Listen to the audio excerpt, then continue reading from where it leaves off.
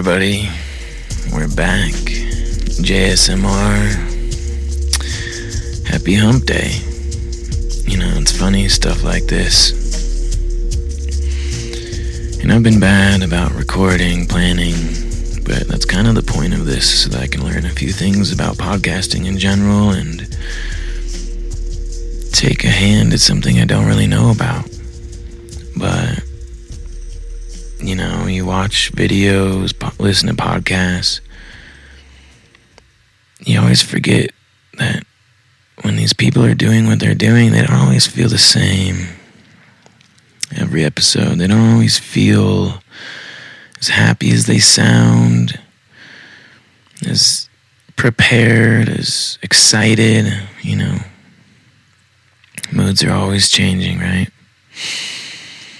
Not to mention today, I went and did some work this morning, and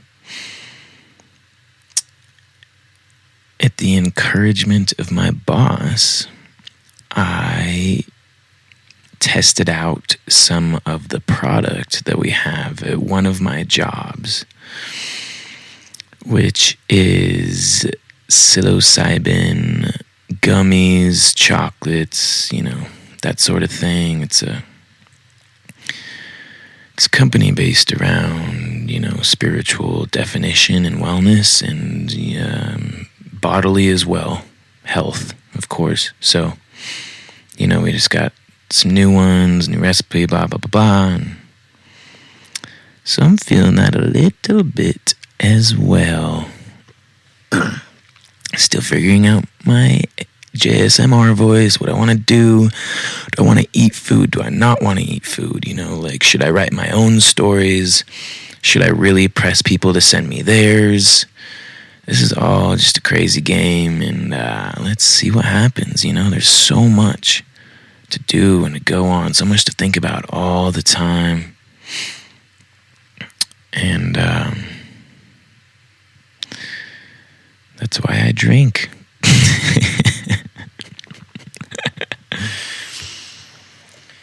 All right. Oh, you know what? I got my backpack here. Let's do this.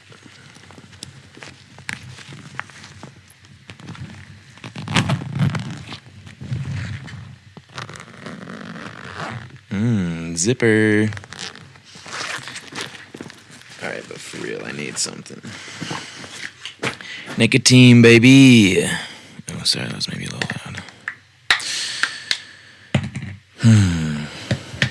Zins. Dutch Bros.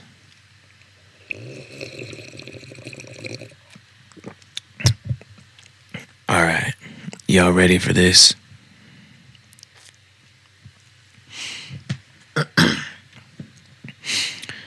All right.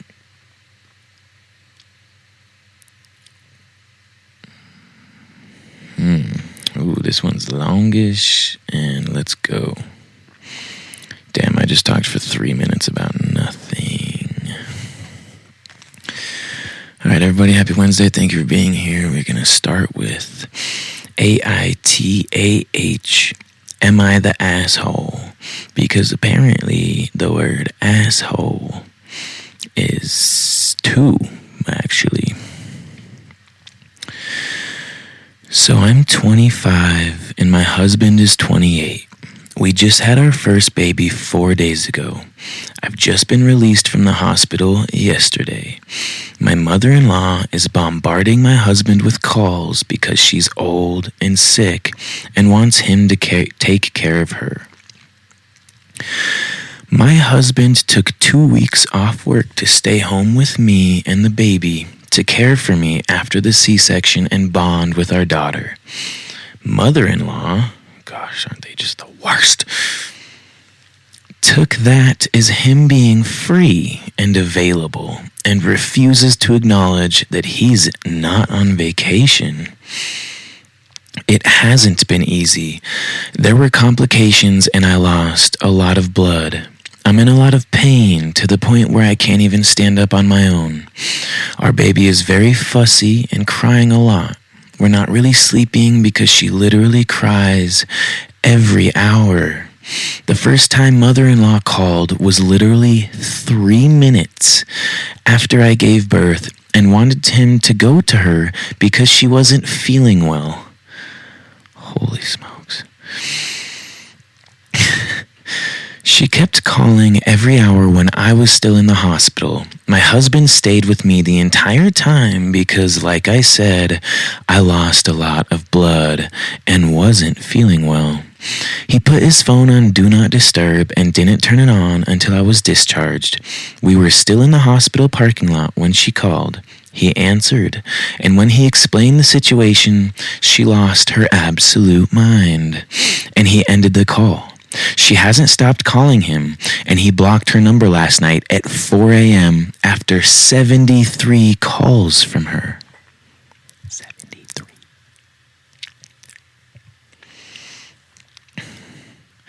She started calling me this morning, and I tried to be polite, but after 15 calls between 7 a.m.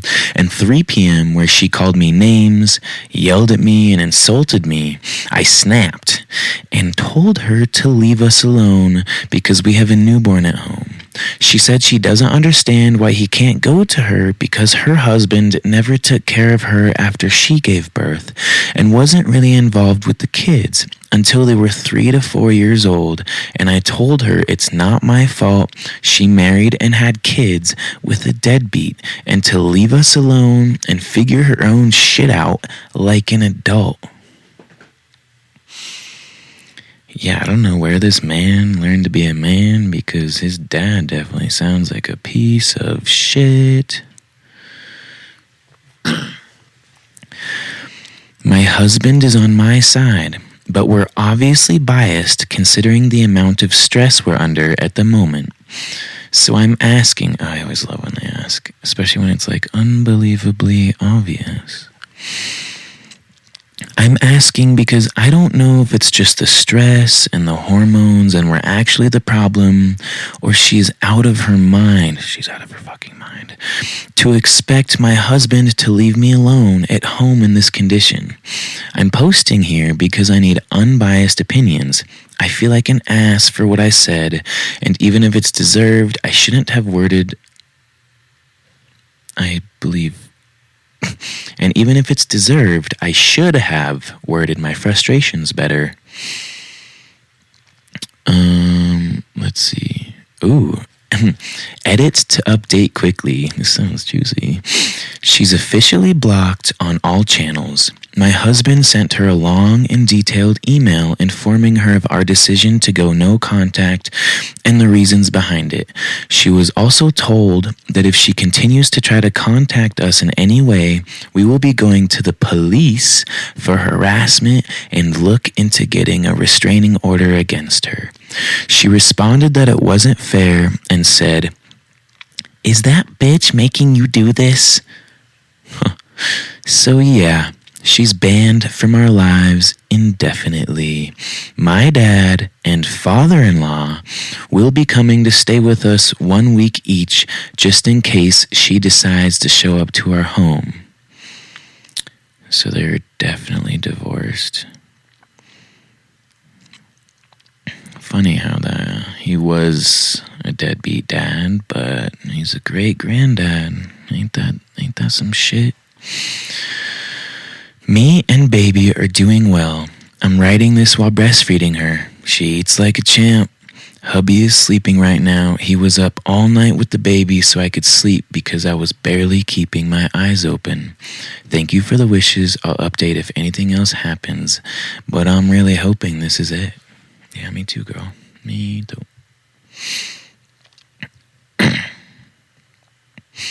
Nice. Ooh. Okay, I definitely saved some good ones this past week. God, I hope this camera's in the right place, because I can't see it because it's turned around. Alright, this one is out of a thread called Petty Revenge.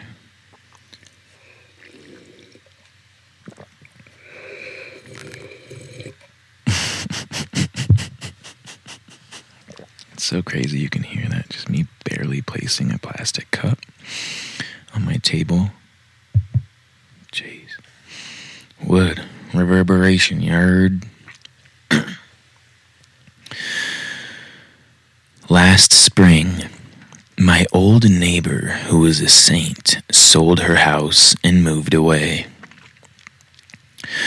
The people that moved in were awful. The guy, who we'll call Pete, owns some sort of a new black Mustang, which is a terrible car, by the way, that sounds like it has no muffler, and he revs it up and down the subdivision streets in the evenings, literally 5 days a week, when a lot of people, myself included, sit on the back porch and watch TV during the summer. Interesting neighborhood. It's not what I do outside, but hey, do your thing. This guy also drives up and down the state highway that is on the other side of my house doing the same thing, but louder because it's a 55 miles per hour speed limit. You can hear it for miles, and he has friends over regularly in the backyard, and they sit there on the weekends and some weeknights. Excuse me. ... revving up the car. It truly is so loud that you cannot do anything but wait for him to be done. There was a big Facebook conversation in the HOA group, and a bunch of neighbors politely asked him not to do this. Pete's exact response: I pay a lot of money for this house. I'll do what I want in my own yard. And the streets are public, bro. I added the bro. Just seems like that dude. Well, I didn't like that, so here's what I did next. Our subdivision has about 150 houses on about 300 acres. It's big. Most of the properties in the subdivision are between 1 to 4 acres in size. I have a 3-acre corner. Due to an agreed-upon land split sale 10 years ago between the HOA, all neighbors within the vicinity, and the former owners, my next-door neighbor's house is on the smallest piece of property in the subdivision at 0.45 acres. I've attached a stunning artistic representation here. Note the green borders. Those are all 10-foot privacy fences that are white vinyl. And note the little pentagon shape that comes in handy later. The only side of Pete's house not bordered by somebody else's privacy fence is the side that my house is on. I didn't look at the picture either, don't worry, it makes sense. Although I probably could have skipped that. Well, I know from 15 years of living here that at any time I have a fire on the side of the yard next to Pete's, the smoke is guaranteed to travel in the direction of Pete's house. I know this because I couldn't ever have a fire when my old neighbor was outside, as it would literally fill her backyard with smoke if ever the wood had even a hint of moisture in it. So I moved my fire pit about a dozen years ago to the other side of my house and towards the road so that I could be a good neighbor. And you know, Pete letting me know that he wouldn't quit making noise reminded me that I just loved having my fire pit right in the middle of my backyard. That's where the little pentagram is in the diagram. It took me a single weekend to dig up the pavers and blocks, move them back to my preferred spot, and get myself a fire going in my new fire pit. I just need to wait until Pete had people over. I made sure the inaugural fire was a good one. Pete had friends over, it was a nice day, and so I started the fire. Got it just about started. And then I added all the wettest, grossest wood I could. And about 10 minutes later, Pete and all of his friends were visibly upset by the stench, so they all went in. They came back out a little later. I added more wet, nasty wood. They went in again. I kept that up the entire day, and then I added a bunch of grass clippings to keep it going overnight. The next day, still smoldering, still smelling awful. I put out a Facebook post on the HOA website that let people know I'd be continuing to utilize my fire pit as often as possible so they could bring me their lawn scraps. I had about 20 people respond in a few hours saying their clippings were all mine. I kept that fire going. My dogs are good alarms, and they rush outside anytime anybody is in Pete's backyard, so I would hear the dogs scramble, go out, and add more clippings. After about 3 weeks, Pete and his wife came out and very kindly asked me what was going on with the fire pit. She very politely informed me that her hair would smell like a campfire if she went into her backyard for any amount of time, and they could smell it coming into their house through their ductwork. He said I was making it hard for him to enjoy his backyard with his friends. They asked me if I could ease back with the fire because I probably didn't know that it was impacting so much of their home life. I looked at him and his wife, and I said that it was clear that sometimes we didn't recognize how big of an effect something could have on our neighbors until they told us about it. But then I said, as objectively as possible, that I normally live by the same, I'll do what I want in my yard thought process as Pete does. I have a right to enjoy my yard. I looked at Pete dead in the eyes and said, and I know you support that because of how the conversation concluded about your car, right, Pete? He looked at me like I scratched his favorite CD. He knew what I was doing, and his wife looked at him, and it just dawned on her. She said she gets it, and we won't hear the Mustang anymore. I said, thanks. I took a gamble and put the fire out right after that. It was the right call. I haven't talked to them much since. I'm not too concerned about that because I haven't heard the Mustang since either. All in all, a good little case of petty revenge. What a douchebag. The wife knows it too, gosh. Clearly she knew. Let's see.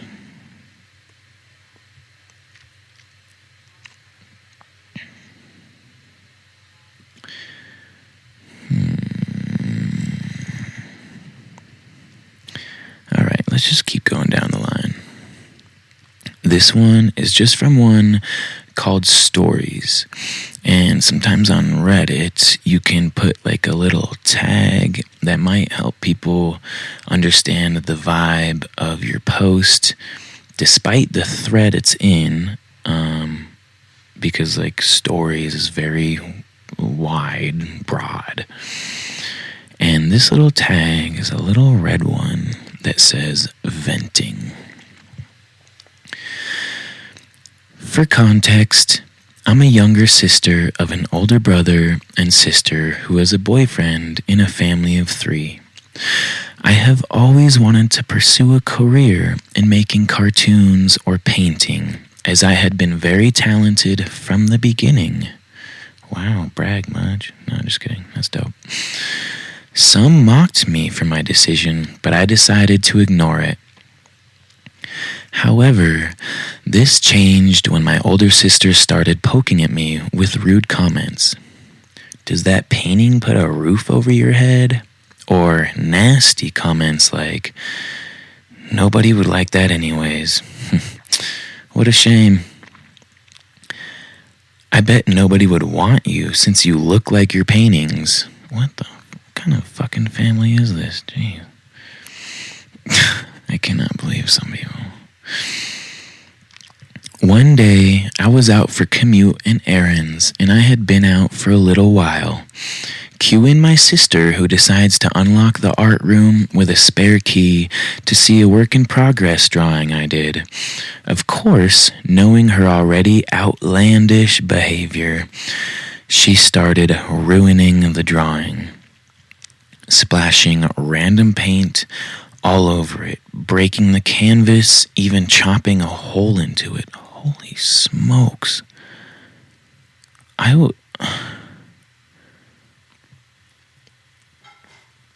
What on earth? Okay. When I got home, the damage had already been done. The art room was messed up, and my precious drawing that I spent 17 hours on and counting was now in shambles. I didn't think of her at first, but it started slowly coming to me. I'm sorry, she's obviously the immediate suspect in my mind, but props to you, I guess, for giving people the benefit of the doubt, like every second of their lives, after everything else they do. I mean, that is definitely a kind of strength, because that is not me. I didn't think of her at first, but it started slowly coming to me, as of course, she hates my guts, right? The next day, I checked the cameras, and lo and behold, my sister destroys the painting behind my back. Now, for some other context, I'm very petty, and have always been. So now, knowing I couldn't stand it any longer, I got to work. I bought a new phone and changed my number to a separate one, my regular one for my calls, and the catfish one. I randomly, quote unquote, texted my sister a week later from the catfish number, and she started to get attracted really fast. Her boyfriend of 4 years did not catch wind at all, or at first,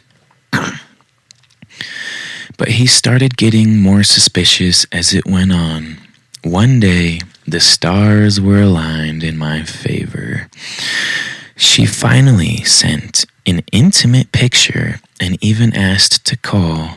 Now, I had all the right dirt to spill. Not only did I show her boyfriend everything I set up, which later led to a breakup, but at dinner the next night, when my sister made a nasty remark, I decided enough was enough. You're one to talk. You'd willingly cheat on your own boyfriend, I said, showing the screenshots to the family. What followed was partial chaos. Half of the room went quiet, and the other half was very angry at her. The jig was up. My mother was sobbing while my father consoled her. My sister had her mouth agape. My brother just started laughing, and my uncle and aunt got really furious about her cheating. She tried to backtrack the next day, but the damage was done. Since you destroyed my painting, I ruined your life. Years later, I cut her out of my contacts, and I never speak to her. Although my cousin tries to get us to reconcile, I don't regret anything. Yeah, good work. I would never stand for that shit. Good job.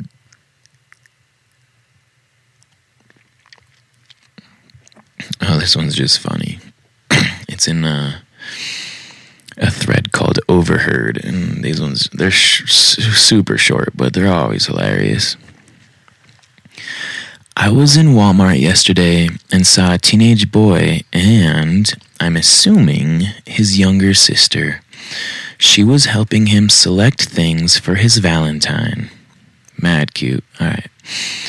He already had a bunch of flowers and a box of chocolates. As they passed by me, I heard the little sister say, "You should get her some beef jerky. Ooh, bacon jerky. She'll love that." Yeah, girls love jerky. What? I love jerky.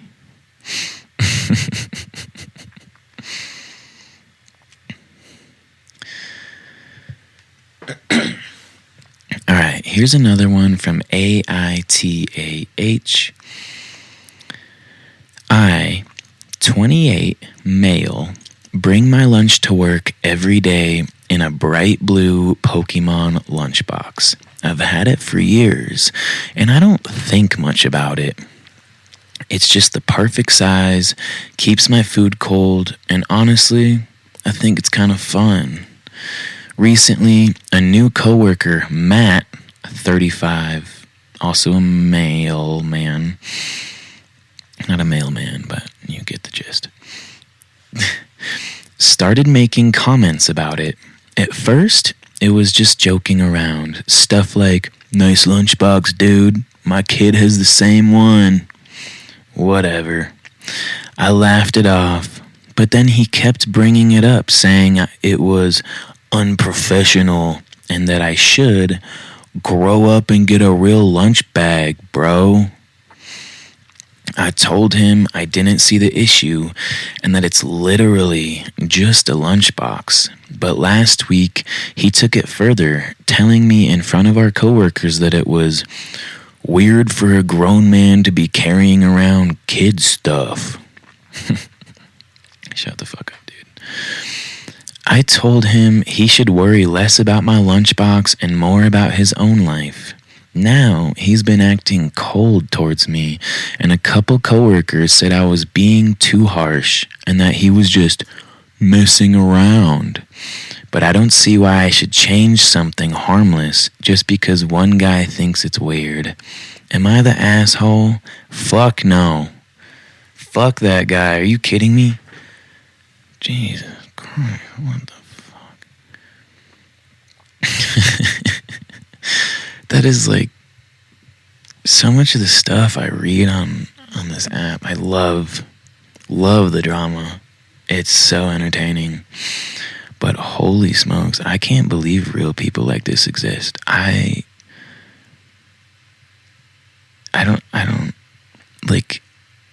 have no words. Like, I'm just constantly speechless. I've never ran into somebody like that or had experiences like these. Maybe that's just me. I mean, obviously it is, but also I've never really worked in an office like that. And that's where, like, most of that weird stuff I hear happens. I've also never lived in an HOA. Tons of fun stories about that. All right, here's another one. I think this might be the last one because we're approaching that 30-minute mark. This one is in the thread spelled out, "Am I the asshole?" So me, 20, female, and my boyfriend, 24, male, have been together for almost 2 years and live together. His mother is very involved in his life. Some might say overbearing, but I try to be respectful. She's nice, but has this way of, like, pushing boundaries while acting like she means well. So the issue, I have a no shoes in the house rule. My boyfriend is cool with it. All my friends do it, no problem. But his mom refuses. She claims it's rude to ask guests to take their shoes off. And that it makes her feel disrespected. I've tried explaining that it's just a cleanliness thing, but she won't budge. Last weekend, she came over and, surprise, surprise, walked in with her shoes on. I very politely, I swear, said, "Oh, can you take them off, please?" She kind of huffs and is like, "You're really gonna make me do this?" And I just stood there, waiting. She sighs dramatically, takes them off, and spends the whole visit sulking. Then later, I get a text from my boyfriend's dad saying I made her cry and she feels like I'm trying to assert dominance over her in her son's home. Our home, actually. My boyfriend is on my side, but now his parents are acting like I've disrespected the Queen of England. Am I the asshole for standing my ground on a very normal rule? Nah, chica, you ain't. Not even close. Stay cool, stay strong, stay fit, stay rad, stay healthy. Just be cool, y'all. I'm out.